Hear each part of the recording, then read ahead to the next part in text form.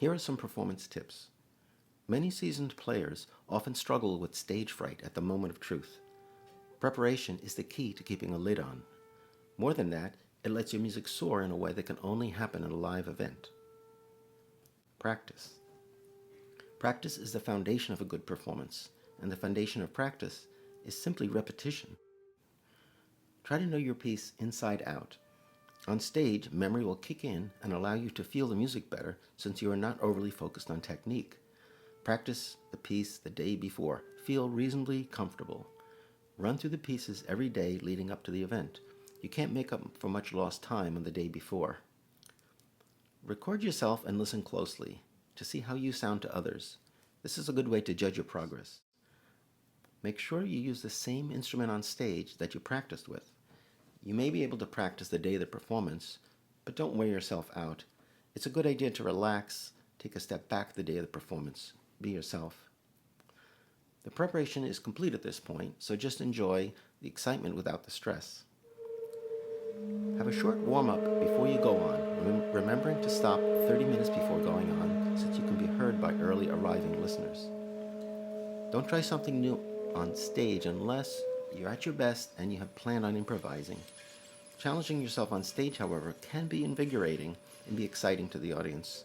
Professional musicians often prepare 8 hours a day.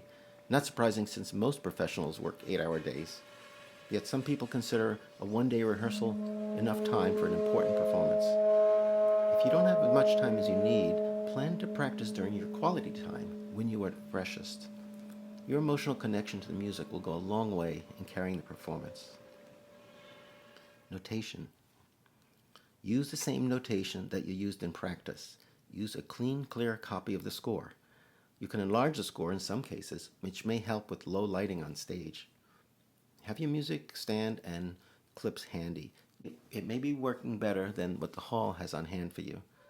If you sometimes practice in less than ideal environments, it will help you cope with surprises. Always have a plan B. Be self-sufficient. A dependable assistant can be essential in larger events. Costume. Try on your costume beforehand, use a mirror, and take a photo. Get the garments ready and feel comfortable in them. Formal and traditional costume styles need extra time to prep. They also require careful storage and maintenance. That effort will be appreciated. You may have to learn how to iron and sew. People are looking as well as listening. The visual impact is a big component in the presentation. You should look special, different from the people in the audience. Don't appear in a costume beforehand. Live performance is exciting, and it's essentially theater. Physical state. Be rested and alert. Have some nutritious snacks ready for long events along with some water. Be ready to add or remove costume layers at the last minute, indoors or out. Have the stamina to last through the performance. If there are many pieces, run through the full program the day before. Talking. Let the music be the focus. Composers rely on you to bring their work to life. If the composition shines through you, the impact is powerful. When a show becomes primarily about the performer, however, the musical focus can be lost. Talking can take people away from their feelings since learning is different from a genuine emotional response. The attention is on you, the teacher, not the music. Better to have more music and less talk, unless the audience needs a little orientation to appreciate the piece. An event can become a classroom to some degree. Sometimes including a short lecture demonstration is a good idea when listeners are totally disoriented. Printed programs often distract the audience. Handouts after the show can fill the need for information. If the performer can hold the interest of the audience, there will be little shuffling about. Staff. Connect with the staff before you get started. Stagehands, technical people, directors, and sponsors are people that are essential.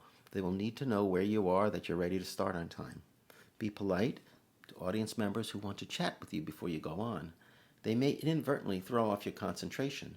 Just simply explain that you only have a few minutes before going on. Not every venue has a backstage at your disposal. Staging. Before the show, walk around the stage to get comfortable with its dimensions. This is important if you plan to move about, which is recommended for longer events. Play or speak loudly if the space requires it. Check the lighting and sound.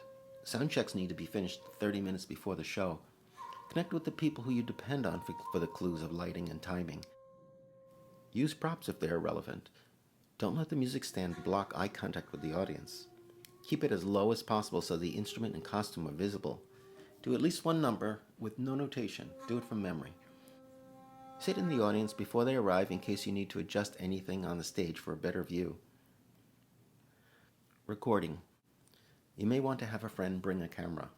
Video should be shot on a tripod, but still images can be made easily and may be better than what you already have.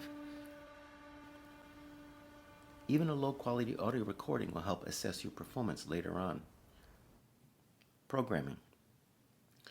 Choose the pieces you love.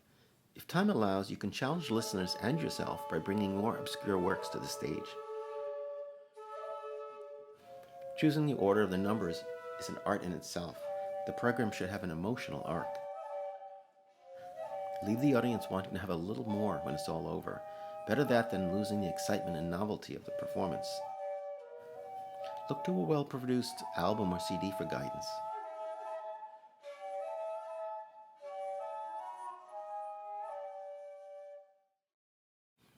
Ensemble. Don't miss out on one of the best parts of music making. It's part of all musical traditions, and having friends in the audience somehow makes the event easier and much more special. Mental state. A good teacher helps the student get beyond stage fright, which is as important as knowing the pieces well. The only cure for stage fright is doing lots of live performances. Repeating the same program over time helps things move slowly and naturally with less stress. A program that works well can usually be improved with some minor adjustments. Many great performers use persona, good costume, and dazzling technique to overcome simple shyness. The stage is unlike social reality. That's kind of the magic. The audience wants you to succeed, wants you to share with them, not just be entertained.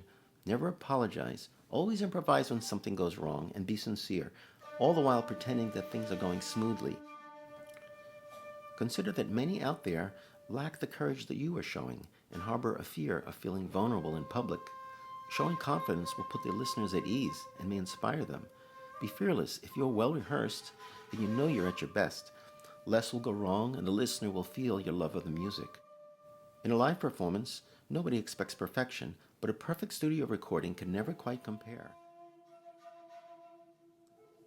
Before you play your first note, acknowledge the audience and pause. Take a deep breath, take your time, then begin. New performers tend to rush through beginnings and endings, not realizing that the time is sensed differently on stage. Try to slow down and feel the moment. The audience. On the stage, sometimes the lights in the player's eyes separate the performer from the audience. Film and video can leave the performer feeling up there alone as well.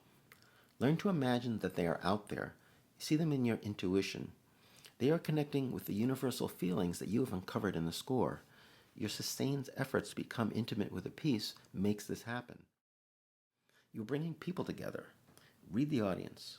What do they need to hear? Are they bored at this point? Need some energy?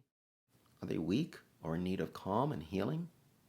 The same piece can be played any number of ways. It can be tailored on the spot to the signals the audience is sending. Think of the encore, or the second encore, or the third encore. There may be hundreds of listeners, or only one. Play with the same honesty and intensity in either case, as if this was the first time you have ever played for them. If there is a newborn out there, it likely is the first time. Look a listener in the eye and tell them that you are playing just for them. This can have a powerful effect. Now imagine there are a few hundred more listeners. It's possible to address the far extent of a large room if you can conceptualize it. The live moment is special and not a throwaway where virtuosity means quality.